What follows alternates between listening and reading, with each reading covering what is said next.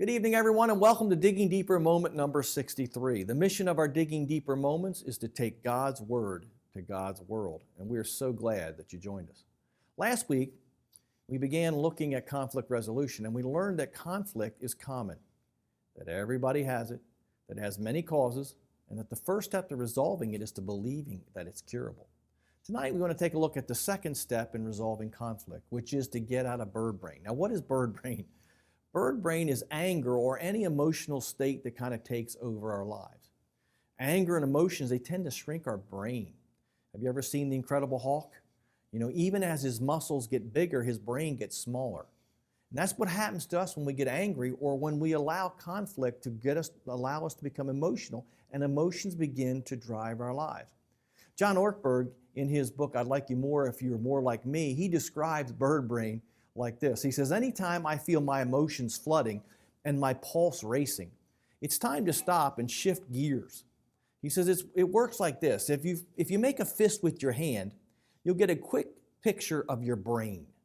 Your fist and your fingers represent the cerebral cortex. That's the thinking part of your brain that is reasonable and does math problems and learns French and figures out how to access Netflix.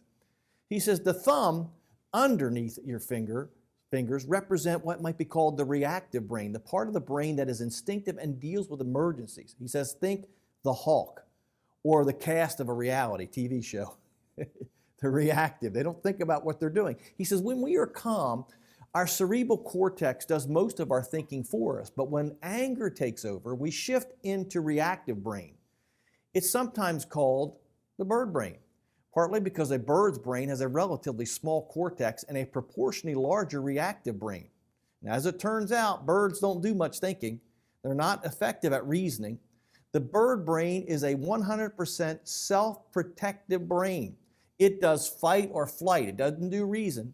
God gave humans that part of our brain for emergencies. But if we're reacting from our bird brain, we cannot have a productive conversation. We're going to react like a bird. It doesn't matter how smart we are.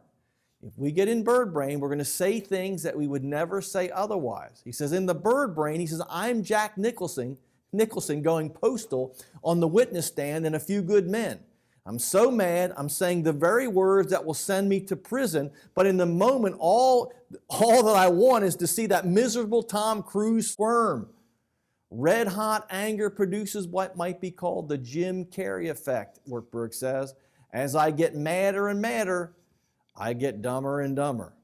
The only solution is to stop and to switch to a setting where I can safely ride out the surge of adrenaline. It's amazing how science today is confirming what the Bible has already told us. Ephesians chapter 4, verse 26 says, be angry and do not sin, and do not let the sun go down on your wrath. The Bible says three things here. First, it says be angry. Now, the way this is written in Greek is a little different than English. Be angry means it sounds like Paul's telling you, go ahead and be angry. He's not saying that. Be angry is in what they call the present passive tense. The passive tense, the present tense means it's happening as the speaker writes. The passive tense means it's something that happens to you. It's not something you initiate, it's something that happens to you. And so it's initiated by somebody else. So what it's saying, or what it's talking about, is being provoked to anger. When something provokes you to anger, when something or someone ticks you off. And so imagine this. Imagine you're running late for work one day and you're driving down the road and the guy in front of you decides to do 30 in a 50-mile-an-hour speed zone. Now, I've had that happen a few times in the last month. It's very frustrating. And so if that's happening to you, this verse is speaking to you. It's talking to you. It says, be angry and sin not. Or let's say you're tired after a hard day's work and you stop by the supermarket to pick up some milk and you're standing in the express checkout line. And it says 20 items or less. And the guy in front of you has 25. Now, I'm telling you, this verse is talking to you because you're going to start getting in bird brain. The Bible is telling us, and science has confirmed, that when these things happen to us, it's not a good time to try to resolve conflict, which is why we don't already have you in this series trying to confront or talk to anyone else. Why? We're in bird brain. We're feeling and not thinking, and that's always dangerous. It's always dangerous to confront somebody when we're not thinking and we're just feeling. And that's why the Bible goes on to say, be angry and sin not. In other words, stop, as Ortberg told us. Stop and find a place where you can safely ride out the adrenaline surge, and do not, and I repeat, do not try to resolve conflict with anyone when you are in bird brain, when you're angry or filled with all kinds of emotions. It is not going to go well, because you're going to say things you don't mean. You're going to exaggerate things that you feel. You know, that's one of the things that we tend to do. We get very preachy. We tend to exaggerate. We tend to use hyperbole, like always and never, and those kind of things. We begin to exaggerate things when we're angry because we're caught up, or, other emotions. We're caught up in our emotions. Proverbs 15:1 tells us, it says, a soft answer turns away wrath or turns away anger, but a harsh word stirs up anger. And it's very hard to say a soft word or to give a soft answer when we're angry or when we're in bird brain. And this is why we've got to be careful. When we get provoked to anger, we got to be careful not to sin, because anger is not a sin. Let me just back up. Being angry is not a sin. I have to tell people that quite a bit when they come in for pastoral counseling. I have to say to them, look, the goal is not to get angry. The goal is to find out why you got angry and to resolve the anger and to fix the conflict. Because anger is just an emotion. It's not good or bad. It's why we get angry, what we do with it. But we do need to recognize that when we get angry, it's very easy to fall into sin and to say and do the wrong thing, which is why the Bible goes on to say in Ephesians 4:26, it says, do not let the sun go down on your wrath. That's a biblical way of saying, get in a place, let the anger of adrenaline surge calm down before you deal with the conflict. It's just saying deal with it right away. Deal with your anger, not the other person. Deal with that right away. Deal with your anger. Before you begin to resolve conflict with anyone, you got to deal with your own anger quickly. In other words, you got to confront yourself before you confront somebody else. And then notice what it says in verse 27. Right after verse 26, it says, nor give place to the devil.